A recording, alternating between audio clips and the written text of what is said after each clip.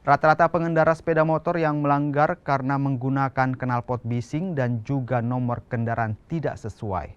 Dari hasil operasi patuh 2023, pelanggaran ditindak berdasarkan kategori yakni tilang elektronik untuk sepeda motor sebanyak 326 pelanggaran dan mobil 65 pelanggar, sementara tilang secara manual sebanyak 123 pelanggar.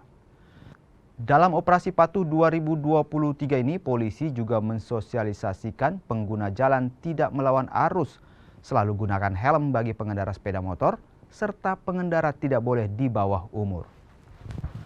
Selain itu tentunya kita melaksanakan kegiatan ini sesuai dengan rencana operasi, antara lain terkait masalah melawan arus, kemudian anak di bawah umur, dan penggunaan helm. Memang rata-rata roda 2 yang jadi ya, rata-rata roda 2, namun demikian tetap untuk roda 4 juga yang pelanggaran yang berpotensi laka kita lakukan penindakan. Untuk jumlah penindakan sampai hari ini? Jadi untuk jumlah penindakan kita masih menggunakan juga etle. Jadi etle statis itu ada 325, kemudian etle mobile 65, dan tilang manual selama 8 hari ini ada 123.